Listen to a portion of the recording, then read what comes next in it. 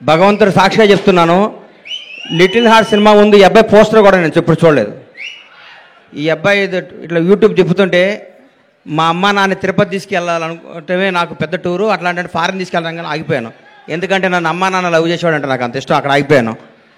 Cinema industry కష్టాలు, కన్నీళ్ళు, బాధలు అన్నీ ప్రిపేర్ అయ్యి రావాలి. ఎవరో కొన్ని 100 కోట్లకు ఒక ఆయన ఉంటాడు, ఒక స్టార్ కామెడీ కొడుకుగా పుడతాడు, ఒక మెగాస్టార్గా బామర్తిగా ఉంటాడు, ఒక ఐకాన్ స్టార్కి తండ్రిగా ఉంటాడు. అట్లా ఒక 100 కోట్ల కూడా ఉంటాడు. అందరూ అట్లా ఉండలేరు, మన అందరూ కష్టపడాల్సిందే తప్పదు. అట్లా ఎప్పుడు కాలు మీద కాలు వేసుకుంటాడు. ఆయన ఎవరికి అందుబాటులో ఉంటాడు, ఆయన ఎవరు అనుకుని ఆయన అందుబాటులోకి వెళ్తారు. అది జీవితం అంటే. అంత మార్జాతకు నా జీవితంలో నేను చూడలేదు, ఇక చూడను కూడా. అంత అట్లా అట్లా ఆయన జీవితాన్ని అంత అద్భుతంగా ప్లాన్ చేసుకుని అల్లు అరవింద్ గారు ఇక్కడ రావటం. విజయ్ దేవరకొండ, విజయ్ గురించి ఒక మాట చెప్పాలి. వీళ్ళ ఫాదరు నేను రూమ్మేట్స్ని. ఒక 3 రోజులు మిస్ అయ్యాడు. ఏం గోవర్ధన్ అన్న రాలేదు అన్న, నా కొడుకు పుట్టాడు అన్నాడు.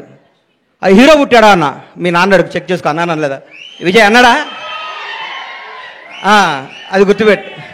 నా జీవితంతో నేను ఏదైనా అంటే అవుద్ది, నాకు అబక్కన అట్లా వస్తుంది. నేను అంత ఎమోషనల్ పర్సన్ని. ఈ లిటిల్ హార్ట్స్ గురించి మాట్లాడతా.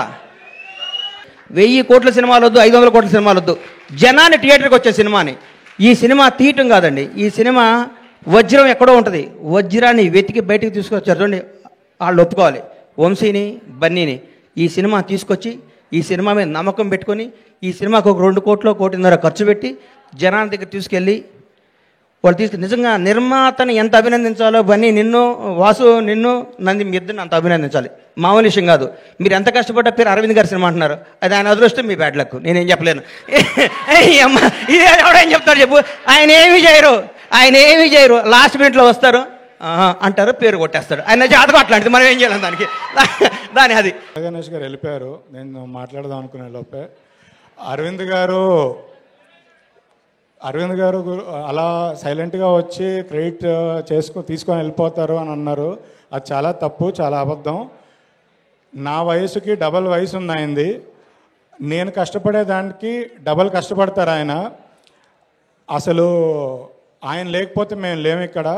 మాలోని టాలెంట్, మాకున్న జడ్జ్మెంటు, మేము ఏదైనా చేయగలుగుతాము అని మమ్మల్ని ప్రోత్సహించి ఈరోజు ఇక్కడి వరకు తీసుకొచ్చి నిలబెట్టింది అరవింద్ గారు. సో మాలాంటి వాళ్ళందరికీ అరవింద్ గారు గాడ్ ఫాదర్. సో అంత ఈజీగా ఆ స్టేటస్, ఆ పొజిషన్కి ఎవరు రారు కూడా. అది only one and only Aravind గారికే కుదురుతుంది.